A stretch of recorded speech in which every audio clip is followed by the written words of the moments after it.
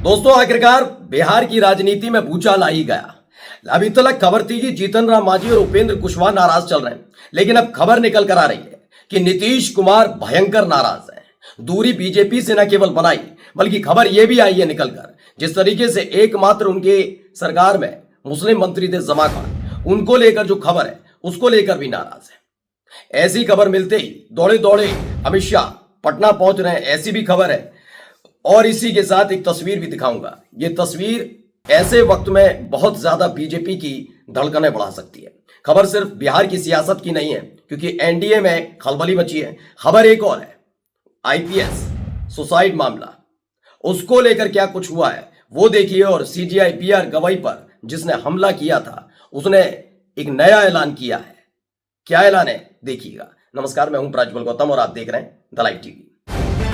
The live TV, सच सबसे आगे। सबसे पहले देखिए खबर क्या है। मनोज कुमार लिखते हैं, पत्रकार हैं। देखिए, इस वक्त नीतीश कुमार की नाराजगी की खबर है। कहा जा रहा है, ये कह रहे हैं कि सीट बंटवारे में अपनी सिटिंग सीट लोजपा को दिए जाने से नाराज है। इस नाराजगी के बीच सूत्र बता रहे हैं कि सीएम हाउस में आज उन्हें काफी गुस्से में देखा गया। पार्टी के सीनियर लीडर और बीजेपी के सीनियर लीडर को उन्होंने काफी भला बुरा किया।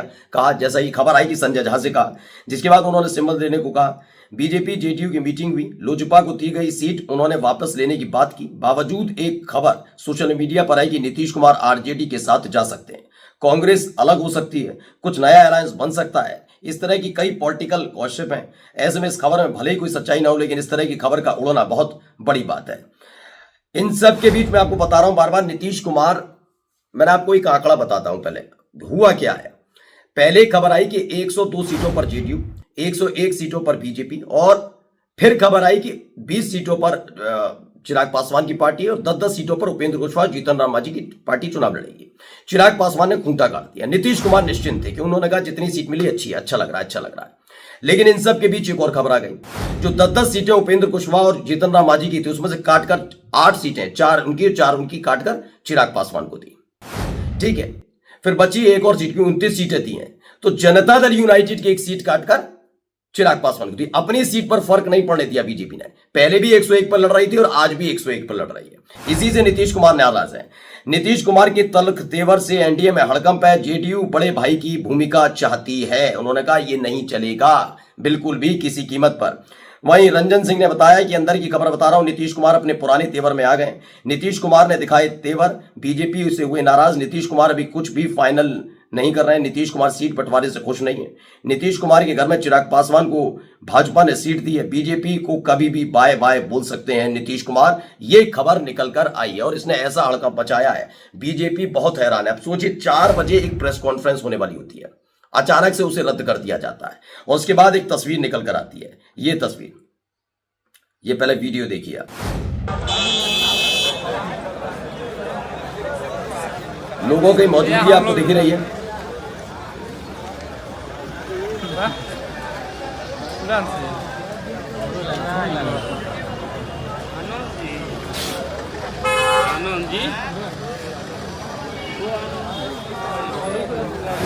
तो खबर है रात के 2 बजे की। एक खबर है जब 4 बजे प्रेस कॉन्फ्रेंस रद्द की जाती है और उसके बाद खास बात यह है कि मुख्यमंत्री नीतीश कुमार का आवास और पूर्व मुख्यमंत्री लालू प्रसाद यादव का आवास पास पास है और ऐसे में उनके घर के बाहर कुछ इस तरह से भीड़ जमा हुई है।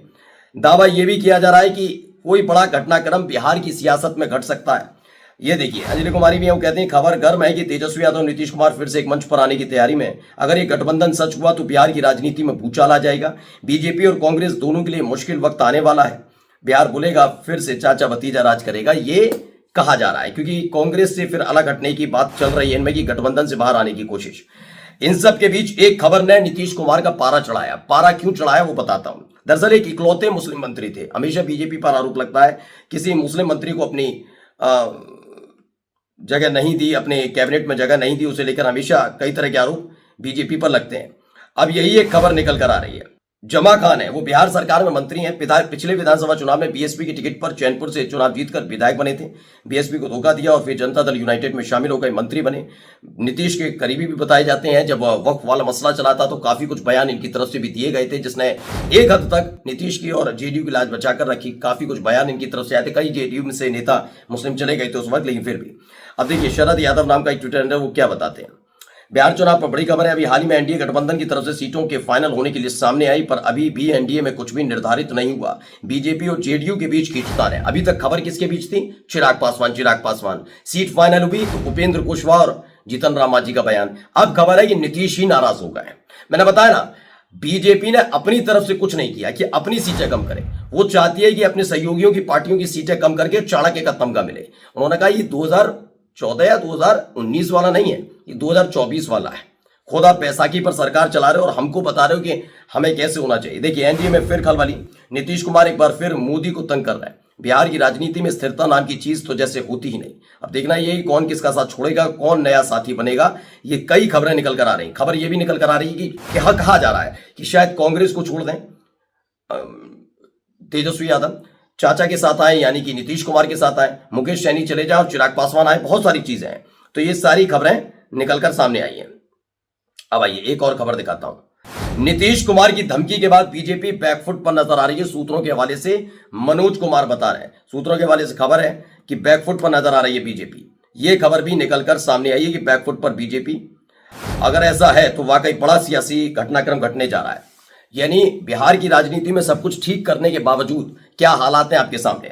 वहीं आईपीएस पूरन कुमार की आत्महत्या वाला मसला बताता हूं। इस पर मनोहर लाल खट्टर ने अभी तक चुप्पी साध रखी है, जबकि पूरन कुमार के साथ जातीय अत्याचार इन्हीं के कार्यकाल में हुआ था। दोषी डीजीपी शत्रुजीत सिंह कपूर इनका खास आदमी है। अर्थात निष्कर्ष साफ है कि खट्टर सुपर सीएम बनकर डीजीपी को बचाने में लगे हैं। ऐसी खबरें निकल कर आ रही हैं, दावे किए जा रहे हैं। वहीं वाई पूरन कुमार केस, लंबी छुट्टी पर भेजे गए हरियाणा डीजीपी कपूर, आखिरकार ये कार्रवाई हुई। हमने थोड़ी देर पहले भी आपको दिखाया था कि लगातार कहा जा रहा था उनके परिवार की तरफ से, और निलंबित की बात की जा रही थी, काफी कुछ एक्शन की बात की जा रही थी। फिलहाल लंबी छुट्टी पर भेज दिए गए। ये तमाम फजियत जो हो रही है इन सबके बीच, आईपीएस ने सुसाइड नोट में लगाए थे गंभीर आरोप। वाई पूरन कुमार ने 7 अक्टूबर को अपने घर के साउंड प्रूफ बेसमेंट में सर्विस गन से गोली मारकर आत्महत्या कर ली थी। उन्होंने अपने सुसाइड नोट में 13 वरिष्ठ अधिकारियों के पर गंभीर आरोप लगाए थे। इस आरोपों ने भी हालत खराब करके रख दी। कैसे ये सब चीजें चलेंगी कि आप नैतिकता की बात करते हैं, बहुत सारी बात करते हैं, और यहां पर जब केस निकल कर आया तो ये निकल कर आया कि कैसे एक आईपीएस अधिकारी सुसाइड कर लेते हैं। और मैं फिर कहता हूं, किसी डीजीपी पर, किसी पर भी आरोप के आधार पर कार्रवाई की बात नहीं कहते हैं, लेकिन आरोप है तो जांच होनी चाहिए, और जो आम इंसान के साथ होता है वो होना चाहिए। लेकिन कौन है जो डीजीपी के साथ इतनी मोहब्बत उन पर लुटा रहा है, ये देखना होगा। है तो सरकार के ही आदमी, कौन लोग करना चाहते हैं। अब देखो सुनिए क्या हो रहा है, यहाँ क्या कहा जा रहा है। मैंने नहीं बात करनी मंत्री जी से, मैंने नहीं करनी। नहीं, किसी को नहीं। मत बुलाओ, हमें छोड़ दो जी। आप हमें छोड़ दो, सारी छोड़ दो। जी, हम तो आपके साथ ही रहेंगे, बताओ हम। बॉडी सरकार जो करना कर ले। भाई पूरन कुमार का कर दो ये सरकार साडा उनकी कर साडा बनता। हम तो आपके साथ हैं, मारे को तो हम तो आपके साथ रहे हैं। तो ये आईपीएस पूर्ण कुमार की पत्नी है, खुद आईएएस हैं। उन्होंने किसी मंत्री से बात नहीं करनी। नाराजगी अपने आप में वाकई बनती भी है। किसी परिवार में अगर इतना घटनाक्रम हो और आरोप लगे हो और जांच के नाम पर केवल टरकाया जा रहा हो, और एक आईपीएस अधिकारी की मौत का जिक्र है, सुसाइड नोट का मसला है, सुसाइड का मसला है, तो भी, और सुसाइड नोट में नाम है। वरना आप बताइए, आप और हमारे नाम में से किसी का भी सुसाइड नोट में नाम आता है तो क्या हालत कर देगी पुलिस। केंद्रीय मंत्री मनोहर लाल खट्टर हरियाणा में सुपर सीएम की तरह काम कर रहे हैं। डीजीपी शत्रु कुमार कपूर उनके खास आदमी, इसलिए वह उसे संरक्षण दे रहे हैं, ऐसी खबर निकल कर आ रही है। लेकिन फिलहाल अभी डीजीपी को लंबी छुट्टी पर भेज दिया। अब आ जाइए सीजीआई पर जूते फेंकने वाले ये व्यक्ति, इनके गए। कार्तिक पूर्णिमा है, एक बहुत ऑस्पिशियस डेट है हम लोगों की, तो मैं ये चाहूँगा कि उस दिन मैं खजुराहो मध्य प्रदेश में जाकर उस खंडित विष्णु भगवान की प्रतिमा के सामने प्रार्थना करूँगा और मेडिटेशन करूंगा। तो अब हर कोई मेडिटेशन ही करता है, पता नहीं क्या। अभी तक इन्हें याद नहीं आई थी, अचानक से एक घनघोर सनातनी हो गए, अचानक से सारी चीजें होने लग गई। खुद अपनी परतें भी खोलते हुए नजर आ रहे हैं, काफी कुछ खबरें।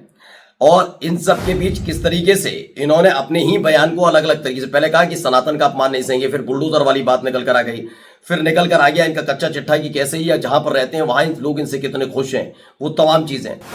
दलित हूं लेकिन सर्टिफिकेट वाली बात नहीं कि सर्टिफिकेट नहीं दिखाऊंगा, मेरे पास सर्टिफिकेट है। तो ये तमाम चीजें निकल कर आप सामने आ रही है, आप खुद ही सोचिए क्या हालत है। नमस्कार। द लाइव टीवी, सच सबसे आगे।